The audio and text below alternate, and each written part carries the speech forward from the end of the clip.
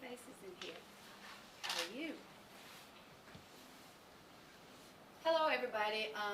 I am Wanda Halbert, Shelby County Clerk, and let me first say that I am very disappointed to have found our county having to be on national and public television and local and national television for trivial issues that should not have gone before the public, because especially when you are not given the proper information.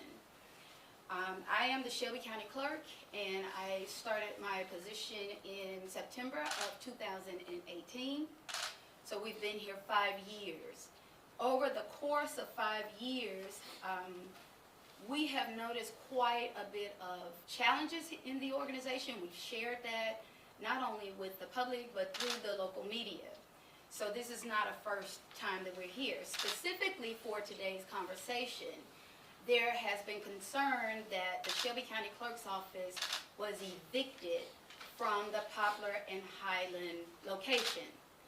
That is absolutely not true. It is unfortunate that an individual decided to share that kind of a statement with you all. We are in possession. We've been working for more than 2 years on Poplar, Highland, and White Station. Not White Station, White Haven, I apologize. Those two particular locations are very critical to our customer base, our citizens. One of the first things that, and many of you will recall, that we raised as a serious alarm was the fact that our current locations appear to have very, very small customer spaces. They appear to almost be illegal, if not illegal. And that's exactly what we discovered. We did receive from the former immediate past fire marshal and the code enforcement office that our largest customer space is downtown at 150 Washington Avenue. Inside of 150 Washington Avenue, we have 1,207 square feet of customer space. That means we have to divide that by 100. We are legally only supposed to house 12 to 13 customers at a time in the space. Impossible. Absolutely impossible. So we began the process to pursue new and upgraded facilities. We were supposed to have a capital improvement project here at the downtown location. That money was used for a different project, and we still have not gotten our renovation. We have been talking to particularly Fernard Properties, and we've been really appreciative of what they have done for our organization. They've even extended the time for us to stay. And specifically with regard to Poplar and Highland first, and then we'll go to White Haven. Poplar and Highland facility, we were not evicted. Whether or not we may have gotten behind on a rent or two, that's a different issue. We were not evicted, and it is unfortunate that someone chose, for whatever reason, to go before the public and make that statement. There are letters of intent where we knew in advance there is a large organization, a large company, business, right next to our location who wanted that extended side of that property when they knew that our lease was up. So what the Fernard Management Company did was they worked with our team. They created a second scenario, and that is for us to move across the walkway so that that company could encumber that smaller space that they needed to add to where they are now. We were okay with that. However, when we got the presentation about 3 months ago, we realized that the new facility, which is directly across the parking lot, would still be small, but we found a complement that would have really helped not only the organization, but especially our customers and our citizens, in that we were looking at a bank where the property owner called us at Quinton Perkins. The property owner contacted us through a real estate agent and offered us the opportunity to purchase a fully furnished facility walk-in vault with downstairs workstations, 2 drive-up bays, and an entire kiosk island. That could not have happened at a better time. We have made that presentation to the mayor and to the county commission, and for however many months, over a year, that property has now sold. So we needed to simultaneously move across the walkway at Poplar and Highland. At the same time, we were hopefully opening this new facility, and that just didn't happen. So, with regard to Whitehaven, as a heads up, because again, we talked to Bernard Property today, and they're excited. They want us back at Poplar and Highland. We will be going back. We're not exactly sure because the build out has to occur. Again, why someone publicized to you outside of this organization that we were evicted? No. That current business next to us is ready to have their facility retrofitted and to move in. Whitehaven. Whitehaven is our second largest customer base area. That facility has 900 square feet. You divide that by 100, I'm only legally supposed to allow 9 to 10 people at a time in Whitehaven's facility. Absolutely impossible. Can you imagine the line that we would have forever over there? Now, again, in that conversation with Bernard Properties, they're going to make sure that they get on top of that. And with respect to our monthly rental, we have agreed as part of our contract that we're even paying overages until we wait on this new property. So, I think a couple of the bigger issues that go along with this, as independent elected officials, it is not the duty of a different elected official to intervene, whether it's in the mayor's office, the trustee's office, the assessor's office, but there's been a lot of intervention here. When you look around at our facilities, this is embarrassing. These facilities have been here in this condition for the last 25, 30 years. You mean to tell me it took us 5 years to put this on the table and we're still in the same position? This organization and our leadership has absolutely no problem taking responsibility for what occurs here.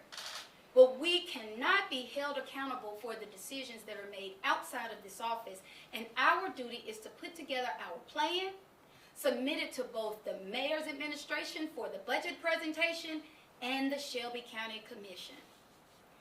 In addition, a couple of other issues that we have that drastically affect where do we go from here. As soon as we came to this office in September of 2019, it doesn't take a rocket scientist to look at the organization and see that there are challenges. Many of you have taken a tour, you've seen them yourself. We had aged computers and technology, no ability to put monitors when a customer has to come in, doesn't know where to go. So if there's not a person sitting at that table or a sign that shows them where to go, they're looking around trying to figure out what to do and where to go. So what we've done is we've created a process. When a customer has to come inside of these buildings, we are supposed to field that line. If you have a regular renewal, handicap placard, or just picking up a personalized plate, we pull you out of that long line, and I will tell each and every one of my bosses, the customers and the citizens, that if you do not visit a location, if you visit a location and they are not performing that service, please immediately let us know. However, some of the other challenges that have led to this problem, the financials. We're an organization, all you have to do is look into the county's financial statements. Look at their annual finance books. We are documented as receiving payroll and office and maintenance O&M financials. That's usually $7 million or less. that makes it very difficult to change a lot of things. And when you're at the mercy of having to ask and document, even though you document what you need, and the answer is no, that makes that difficult for you to continue out the services. I am reminded, I made a call to one of my predecessors, saw a document with my predecessor's official signature on it, with their birthday 4 years before I graduated high school. Absolutely impossible. Our job is not to embarrass Shelby County government. It is not to embarrass our citizens or our customers. Our job is to perform a duty, and if we see a problem, we say something, and we clean it up. In this case, I saw a problem. I reported it, and I'm being retaliated against. And this is not the first time that I am saying that. I will not allow anyone's independent desire to cover up what they know exists in this county. You will not cover that up. You will not continue to deny our employees a decent salary, a decent wage, and you will not misrepresent the truth regarding the hard work of this organization and each and every one of our employees before the public. Not only is it disrespectful, it is extremely unprofessional, and it is unethical. We are all sworn under an oath of office, and we have committed to doing the right thing. We have promised to provide excellent services. But your lines, we can show you all the pictures that go back 10, 15, 20 plus years. You've always had a line. We've been trying to change it, and unfortunately that has been blocked. And I have time just for 3 questions. How many months behind on rent was the clerk's office at the Poplar Highland location, and how did that happen? Well, the county clerk's office, which is a traditional thing because of the long time that it takes for us to put in a purchase order, the county clerk's office actually had 2 rents that were due. 2. And that's not the first time this happened. Imagine the time that we discovered that it was way behind. Because the interesting part about that is the fact that you have such a really different process. It's an antiquated process for the payments, but we recently lost our top finance person to another local government agency. And so we did find that they were 2 months behind, and that was taken care of. I want to ask you another question. Where have you been? I know this week many of us have reached out to you. WREG has sent you emails. We came up here earlier today. Why today, and why wait till today to answer questions for so many of us and for customers? Well, I want to be as sensitively private as I can about this. We do have a private family situation, and you will probably see me missing a few hours here and there because it is something that our family is dealing with, and that's not something I'm going to be able to discuss. But I do appreciate your question. And you mentioned something about your predecessor's birthday as well. What was that date on your predecessor's birthday, and what was that about? You said it was on a document. It was 4 years before I graduated high school, and that's impossible. And those are the kinds of documents that we're finding. Can you tell us what the document was? It was an official government document that never should have been documented in that way. And at the end of this press conference, before I walk out of this room, I will make a statement about that. And I will make sure that the mayor and his administration knows, hold on a moment, sir. I am not trying to embarrass them, but what you're not going to do is misrepresent the truth to this public, the truth to our bosses, the citizens of Shelby County, and the documentation will show that you are not telling the public the truth. And are you alleging that he forged a document? I'm not suggesting that at all. No, sir. So have you been in communication with Shelby County Mayor Lee Harris? Have you been in communication with Shelby County Mayor Lee Harris? We have been in communication with Shelby County Mayor Lee Harris over the last 5 years. And I'm going to remind some of you who are in the room I see a lot of new faces. And shortly after we got elected into these positions, there was a call from the mayor to generate a revenue for MATA bus services for every third vehicle in the home. I received a call from the state of Tennessee wanting to know, how does the mayor know how many third vehicles are in the home? I can't explain that. The mayor did not meet with me. The mayor did not share his concern or his desire to create a new revenue. So what that meant to them was the mayor had access to something that I didn't give him. I can't go beyond that, but I am not going to intentionally violate the law, and I will not be manipulated or humiliated by the fact that you're behind closed doors wanting to do things that do not involve the rest of us. Yes, ma'am. Okay, so on the Whitehaven location, Yes.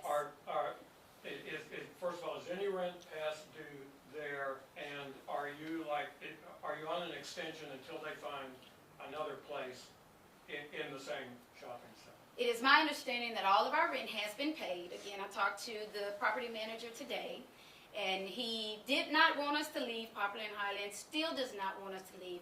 There will be a new Poplar and Highland, we're just not exactly sure right now.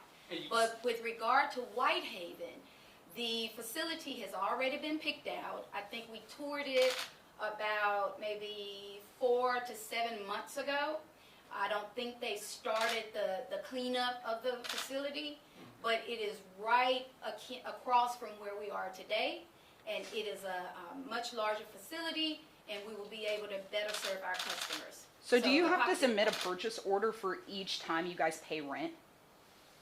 I'm not exactly sure of the process. I don't perform those duties directly, but I can get that answer for you. Clerk Halbert, are there any other locations that are behind on rent? All of our rentals are paid up. Now, I will go on the official record to say to you that I was very disappointed in hearing, I get accused a lot of times of not letting our staff do their job. I don't know how to do their jobs, so I can't intervene with that. But I am extremely disappointed to have discovered that a person would have walked out of the organization, and we find that there were some outstanding issues. But I will again say to you, being behind a month or two is not eviction. It is absolutely not an eviction, because it could have been like last year. Last year when we had those license plates to come up missing, we literally had to refill almost 5,000 individual license plates. If not, When we pulled the report, after we refilled those license plates never came back to us. When is the last time you spoke with Mayor Harris? Let me- okay. I was gonna, besides being behind on rent, Mhm. is there any other reason that they would have asked you to leave? Because it felt very abrupt. Let me tell you something again. Bernard Properties did not abruptly ask us to leave. A letter was sent, something was sent to the news media to suggest that we were being evicted. We already knew we had to be out. We actually, Today. You knew you were gonna be out today. no, we knew 3 months ago. And what was the date? Okay, Just wait. hold on. We didn't have a date. We didn't necessarily have a date then. But you And knew I you had to can't- be out? Hold on a moment. Okay. And I cannot get into the specifics because there have been too many meetings even surrounding it, okay? But hold on a moment. Okay. In that meeting, when we were given the new renderings and drawings through the Fernard Company, there was also the mayor's support services team. Once they gave us the renderings, they said, this is still going to be too small. That is the only reason. It hasn't even began the retrofitting. So they weren't in a rush. We knew that first facility, that other business, they needed their space. And we had already overextended our time thanks to the graciousness of that company and Fernard Properties. Yes. I want to ask you, you mentioned that you reported a problem, and that is what all of this is a retaliation.